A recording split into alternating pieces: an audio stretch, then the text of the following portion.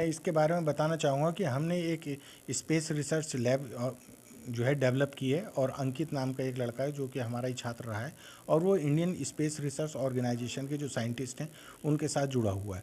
तो वो यहाँ पर हमने एक लैब प्रोवाइड की उनको, उसने उसके अंदर रॉकेट्स बनाते हैं। अभी तो मीडियम रेंज के ही रॉकेट्स हैं, छोटे एक्सपेरिमेंटल लेवल पर ही। और जो है आज जो रॉकेट उसने लॉन्च किया वो लगभग 2.5 किलोमीटर ऊपर तक गया और फिर जो है पैराशूट की मदद से नीचे आया। तो बहुत अच्छी उसकी ट्रेजेक्ट्री रही। तो उसमें ये वो फाइंडिंग करते हैं हम लोग कि इसकी साउंड क्या है जिस समय जा रहा है, कितनी स्पीड से जा रहा है, क्या ट्रेजेक्ट्री पाथ को वो फॉलो कर रहा है। इसी तरीके से अगर वो जो है उसमें एक्सपेरिमेंट करते चले गए तो अभी आगे हमारा प्रपोजल है 5 किलोमीटर रेंज तक ऊपर चला जाए, फिर 10 किलोमीटर रेंज तक चला जाए। तो इन्हीं छोटे छोटे रॉकेट से जो है उसका जब बड़ा रॉकेट बनाया जाएगा तो वो सैटेलाइट लॉन्च करने के लिए भी काम आ सकता है। अगर हम इसी तरीके से काम करते रहेंगे तो वी कैन बिकम, बहुत ही कम खर्चे के अंदर हम सैटेलाइट्स को जो है लॉन्च कर सकते हैं और स्पेस में स्थापित कर सकते हैं। इसमें जो खर्चा सबसे ज़्यादा आता है वो सैटेलाइट को स्थापित करने के ही आता है। जैसे कि अभी हमने देखा था कि इसी तरीके के प्रयासों से कर करके ही हमने जो है वर्ल्ड में सबसे सस्ते बजट के अंदर ही मार्स का एक ऑर्बिटर बना दिया, और जो कि इंडियन स्पेस रिसर्च ऑर्गेनाइजेशन के द्वारा बनाया गया। तो वो इसी टाइप के छोटे छोटे अगर एक्सपेरिमेंट करते हैं तो वो बड़े बन जाते हैं एक दिन। तो उस माइंडसेट को आगे बढ़ाने के लिए हमने एक रिसर्च लैब यहाँ पर स्थापित की है। जो भी उस क्षेत्र में आगे बढ़ना चाहें बच्चा, तो जैसे अभी भी आए हुए हैं लवली प्रोफेशनल यूनिवर्सिटी के 2 बच्चे उसके अंदर आए हैं और वो स्पेशल ट्रेनिंग ले रहे हैं उस चीज़ के करने के लिए।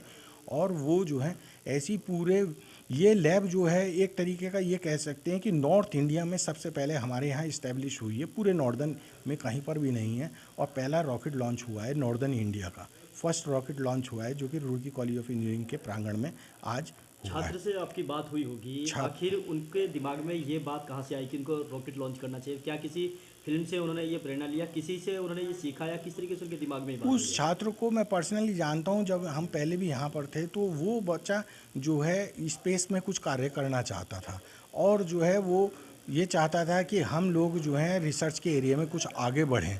तो वो यहाँ से पास आउट होने के बाद इंडियन स्पेस रिसर्च ऑर्गेनाइजेशन के जो साइंटिस्ट हैं जो बेंगलोर में है इसरो, उनके संपर्क में आया, और एक प्रोफेसर्स का ग्रुप है जिनके साथ वो जुड़ा हुआ है और वो इस टाइप के कार्य करते रहते हैं। लेकिन इसरो तो बहुत बड़ी फंडिंग एजेंसी है, लेकिन उस बच्चे को फंड चाहिए था कि उसको कोई ऐसा स्थान मिले जहाँ पर वो अपने एक्सपेरिमेंट्स कर सके। तो हमने चूँकि वो जी बिल्कुल, ये देश के लिए काम आ सकता है। हमारे जो यंग माइंड्स हैं साइंटिस्ट बन सकते हैं, आने वाले टाइम में फ्यूचर में हम वर्क कर सकते हैं, बहुत सी सैटेलाइट पे वर्क कर सकते हैं।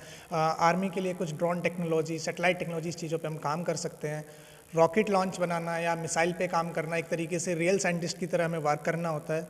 हम लोग, मैं ये नहीं कहूँगा कि मैं बहुत बड़ा वैज्ञानिक हूँ, लेकिन हाँ, जो हमने टाइम दिया है, जो मेरी टीम ने काम किया है, उसमें हमारी बहुत ज़्यादा मेहनत और बहुत ज़्यादा टाइम गया है। तो ये आने वाले टाइम में गवर्नमेंट के लिए भी काम आएगा, और इसके थ्रू मैं चाहता हूँ कि जो यंग माइंड है वो सीखें। हम लोग क्या करते हैं, कोर्सेज प्रोवाइड करते हैं, ट्रेनिंग प्रोवाइड करते हैं। इवन हमारा जो सेंटर है, जो स्पेस इनोवेशन रिसर्च सेंटर है, इंडियन स्पेस वोल्टेज रिसर्च जो हमारी ऑर्गेनाइजेशन है, उसका एक centre Roorkee college of engineering में जहाँ हम अभी हैं, उसके अंदर हम बाहर के स्टूडेंट्स को भी ट्रेनिंग और कोर्सेज प्रोवाइड करते हैं। सर, इसके अंदर जो बेसिक खर्च आया है वो अराउंड 5 लाख रुपीज़ का आया है, जिसके लिए मेरे को कुछ सपोर्ट कॉलेज से मिला है, कुछ मेरी टीम का सपोर्ट मिला है। हमने ज़्यादा से ज़्यादा वेस्ट मटेरियल यूज करने की कोशिश की है ताकि हम कम से कम अमाउंट में ये फैसिलिटी प्रोवाइड कर सकें, स्टूडेंट्स आ सकें। हम लोगों ने जैसे कि पीवीसी पाइप की अगर मैं बात करूँ, आप घरों में पीवीसी पाइप यूज़ करते होंगे, उसको as a air frame use किया, एमडीएफ बोर्ड को यूज़ किया, एल्यूमिनियम जो थी हमारे पास, एल्यूमिनियम रोड, माइल्ड स्टील, इस तरीके की कुछ रॉ मटेरियल को यूज करके ये तैयार किया। कितनी ऊंचाई तक? सर, उड़ान डिपेंड करती है कि हम कितना चाहते हैं, हम कितनी लेवल का इंजन बनाते हैं। अभी जैसे हमारे पास जितनी 5 किलोमीटर तक आप इंडिया के अंदर लॉन्च कर सकते हो, उसके अब जाने के लिए हमें कुछ परमिशंस, कुछ लीगल इशूज़ होते हैं, उनको फॉलो करना होता है। देन उसके बाद हम आगे बढ़ सकते हैं। आपने इसको लॉन्च किया तो ये कितनी ऊंचाई तक ये उड़ा था? सर, ये 2.8 किलोमीटर तक पहुंचा है। हमारा एक्सपेक्टेशन 3 किलोमीटर का था, लेकिन due to wind, due to some air की वजह से ये थोड़ी प्रॉब्लम आई है, जिसमें थोड़ा ट्रेजेक्ट्री हमारा चेंज हुआ। और वजह से आपने? नहीं सर, मिशन मंगल आई उस टाइम पे ओवैसी बात है हम लोग इंस्पायर्ड हुए, लेकिन मैं 2017 से इस पे वर्क कर रहा था। 2019 में जब मैं पास आउट हुआ तब से ही हम लोग वर्क कर रहे थे। मैंने ट्रेनिंग ली, इंटर्नशिप की, देन उसके बाद स्पेस एक्स जैसी ऑर्गेनाइजेशन हम देख सकते हैं, यूरोपियन कंट्री के अंदर स्टूडेंट्स को प्रिपेयर किया जाता है। उस लेवल को तैयार करने के लिए हमने सोचा कि हम खुद की ऑर्गेनाइजेशन बनाएंगे और एंटरप्रेन्योर बन के स्टूडेंट्स को इग्नाइट करेंगे। कितना समय लगा इसमें? सर मुझे 2017 से मैंने स्टार्ट किया। 2019 में मैंने ट्रेनिंग्स ली। 2020 में जब लॉकडाउन चल रहा था, ऑब्वियसली बात है सब लोग घर में थे, मैं अपने घर नहीं गया था, मैंने रुड़की में ही आसपास एक रूम लिया हुआ, तो हम लोग रिसर्च कर रहे थे।